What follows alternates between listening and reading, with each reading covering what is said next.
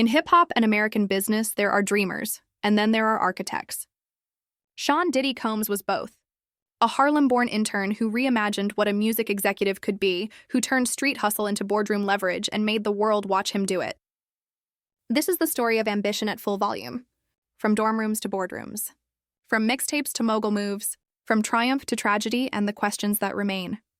To understand how hip-hop became a global industry, and how a single personality can shape music, fashion, TV, and nightlife, you have to understand Diddy's journey. Because his wins, his reinventions, and his controversies all trace the arc of modern celebrity power. This is not just a highlight reel, it's the full story. Context, consequences, and the cost of chasing the crown. Sean John Combs was born on November 4, 1969, in Harlem, New York, and raised in nearby Mount Vernon. His father, Melvin Combs, was killed when Sean was just a child, an early shock that stamped urgency onto his life. The streets taught speed, home taught resilience. In high school, Sean was a driven athlete. Football gave him structure, teamwork, and a taste for winning. But the soundtrack of his world was hip-hop, energy, possibility, entrepreneurship swirling in the culture. Diddy didn't just want to be in the room. He wanted to build the room. That mindset would carry him from neighborhood stages to executive suites. Sean's next stop was Howard University in Washington, D.C., a powerhouse of Black excellence, culture, and ambition. He studied business, but his real major was momentum. He became the go-to promoter for campus events, imagining nights, packing rooms, building buzz. It wasn't just parties. It was training in marketing, logistics, and storytelling. He was learning how to make people care. Then came the door that changed everything, an internship at Uptown Records under the late Andre Harrell. Uptown was where New Jack Swing met premium lifestyle, where R&B and hip-hop flirted with a glamorous, aspirational lens. Sean absorbed it all, the polish, the sound, the psychology of hits. He wasn't just fetching coffee, he was discovering talent, shaping sessions, organizing showcases, work that would soon outgrow an intern's title. At Uptown, Sean Combs transformed hustle into strategy. He had an ear for voices that could cut through the noise, and a film director's eye for the star-making moment. He pushed hard, he moved fast, he was on his way up. But speed has friction. Tensions rose around budgets, creative control, and the intense pace. In 1993, in a dramatic turn, Sean was fired from Uptown. For many, that could have been the end. For him, it became a founding story. Losing a job forced a decision: fade into the background or own the stage. He chose the second option, and he chose it loud. In 1993, Sean Combs launched Bad Boy Entertainment. The idea was audacious, a boutique label with major league swagger, marrying street credibility to premium branding, then amplifying it through radio, clubs, fashion, and television. A key piece was distribution support from Arista Records, led by Clive Davis, a bridge between the grit of a startup and the power of a major. It meant reach. It meant resources. It meant the runway to build a movement. But a label is only as strong as its artists. And the artists were seismic. Christopher Wallace, the notorious B.I.G., a heavyweight poet from Brooklyn with a cinematic voice. Craig Mack with a distinct cadence and a breakout single on the way. And around them, a constellation of R&B and hip-hop acts that defined the sound of a decade. Diddy wasn't just an executive. He was a producer, a hype man, a strategist, a tastemaker. He engineered moments. He turned records into movements. In 1994, the notorious B.I.G. released Ready to Die, a masterpiece that captured Brooklyn's pulse with brutal honesty and cinematic scope. It wasn't just a debut. It was a declaration. Bad Boy had arrived. Craig Mack's Flava in Ya Ear detonated on radio. Then the remix featuring Biggie and a who's who of rising stars became a cultural event. The Bad Boy aesthetic, clean, confident, aspirational, was now a blueprint. Diddy's genius was not only in sound, but in how sound looked. Premium visuals, cross-genre hooks, radio-first mixes, and a relentless media presence. The label didn't just drop songs, it staged campaigns. As success compounded, so did expectations. Bad Boy wasn't simply competing in hip-hop. It was setting the tempo for mainstream music. On March 9, 1997, the notorious B.I.G. was shot and killed in Los Angeles. The loss was devastating. To his family, to the culture, and to Diddy personally. It changed the tone of an entire era. Grief turned into tribute. "I'll Be Missing You" became a global anthem, a cathartic chorus for millions processing the loss. In 1997, Diddy released No Way Out, an album that mixed triumph with pain, opulence with sorrow. It won major awards and anchored his transition from behind-the-scenes architect to frontline artist. The project cemented Diddy's persona, a showman with a survivor's psyche. He would mourn publicly and market masterfully. In that duality lived both the admiration and the criticism that would follow his career. Late 90s Bad Boy was larger than life. Bright lights, luxury backdrops, sing-along hooks. Fans loved the feel-good energy. Critics argued it diluted hip-hop's grit, but chart positions told their own story. Bad Boy dominated the mainstream. The debate wasn't just sonic, it was philosophical. What should hip-hop represent? Neighborhood realism or aspirational wealth? Diddy's answer was both. He believed success itself could be a statement, and he was determined to make that statement impossible to ignore. Culture moved because people argued about it.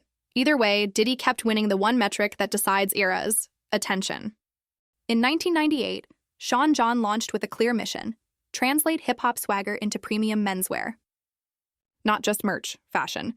Tailoring with urban DNA, velour tracksuits sitting next to crisp coats, ad campaigns that felt cinematic. Sean John wasn't a side hustle. It was a brand with its own orbit, sold in major retailers, honored by the fashion establishment. It won industry awards, including a CFDA nod that signaled something historic. Hip-hop had moved from front-row guest to headline designer. Fashion multiplied the mogul myth. Clothing made the music wearable, and it turned Diddy into a walking billboard for a lifestyle he defined. At the height of his commercial power, Diddy faced the kind of attention no star wants. A 1999 nightclub shooting led to charges and a high-profile trial. Cameras followed every step. The music world held its breath. In 2001, Diddy was acquitted. But the era left marks on reputations, relationships, and how the public viewed celebrity accountability. For his brand, it was a stress test. For his psyche, another lesson in survival. He leaned back into work. Because momentum for Diddy was both shield and sword.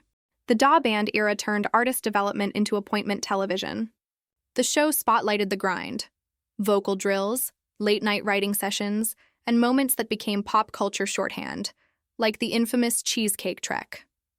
Fans debated whether it was tough love or TV spectacle, but the result was undeniable.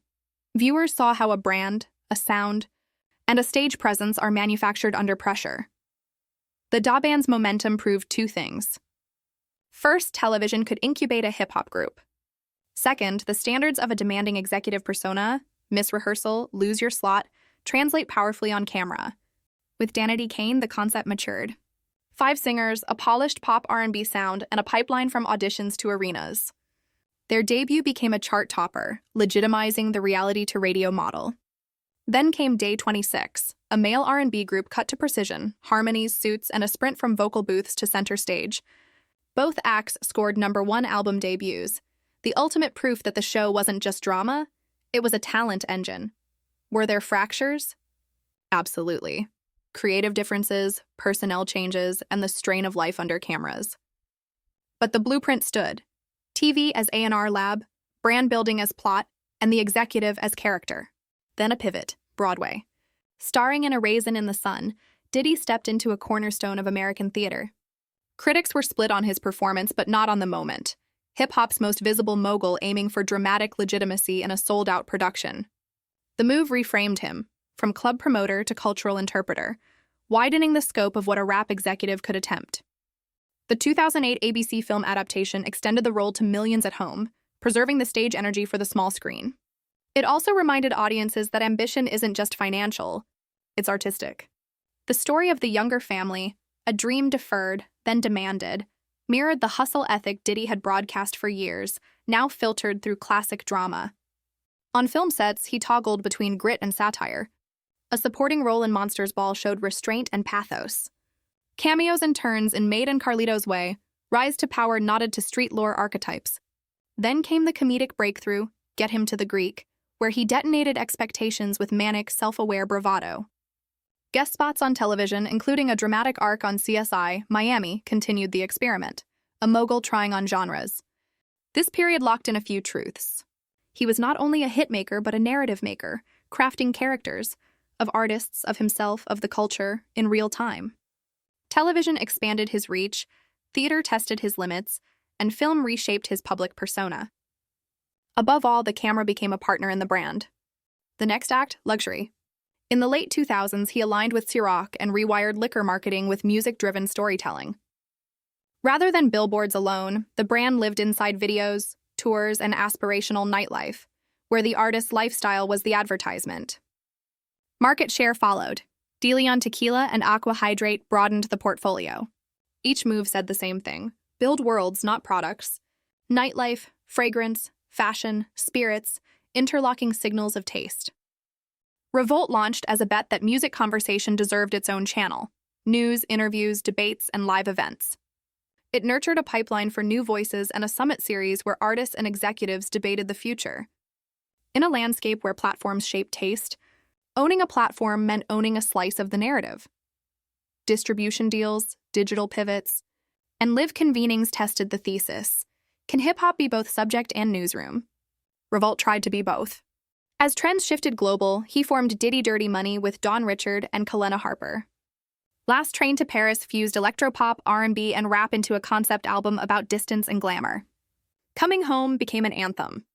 Critics, initially skeptical, came around.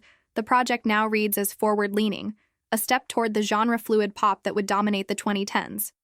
It wasn't a nostalgia play. It was an experiment, proof that reinvention could be musical, not just managerial. Culture and civics intersected in get-out-the-vote campaigns that turned slogans into turnout. On campuses and television, the message was simple: participation is power. In education, he supported initiatives and schools focused on underserved communities, and later delivered a commencement address at Howard University, receiving an honorary degree. The headline was consistent: ambition tied to community. The 2016 Bad Boy Family Reunion Tour turned memory into a moving museum, a living catalog of hits, a roll call of alumni and tributes to the Notorious B.I.G. The documentary Can't Stop, Won't Stop captured rehearsals, near misses, and the machinery behind the spectacle. Nostalgia here felt kinetic: old records, new staging, same ambition. Sean John was a language, silhouettes that defined early 2000s cool. After rapid ascent, the brand weathered industry cycles and ownership changes. Years later, he moved to reacquire the label, aiming to bridge legacy with modern fits. Fashion had always been more than merch. It was a way to broadcast aspiration before the music played a note. As social platforms became the new radio, he treated every post as programming: announcements, studio snippets, opulent vignettes, and motivational mantras. Partnerships rolled out like seasons of a show. The lesson for younger entrepreneurs: tell one story in many rooms and keep the rooms talking to each other. Public life brings public scrutiny. In later years, he faced multiple civil lawsuits and heightened law enforcement attention, widely reported in the press. He publicly denied allegations, and as of 2024, several matters were ongoing in the courts. The moment tested the durability of a 3-decade brand: how companies respond, how audiences recalibrate, and how narratives are contested in real time. For a figure who mastered image-making, this phase underscored a different reality. Reputations are negotiated, not owned. What remains after the charts and headlines? A template. He fused A&R with marketing, TV with artist development, fashion with identity, and spirits with nightlife mythology. He turned executives into on-screen characters and made brand. Architecture feel like pop. Culture. The legacy is complicated. Triumphs? In business and culture, alongside serious controversies that will shape how history remembers him. But the playbook he popularized is everywhere: cross-platform storytelling, lifestyle-driven products, and the relentless repackaging of ambition. From Harlem dreams to global screens, it was always a production, a show about turning desire into momentum and momentum into myth. The credits for now are still rolling.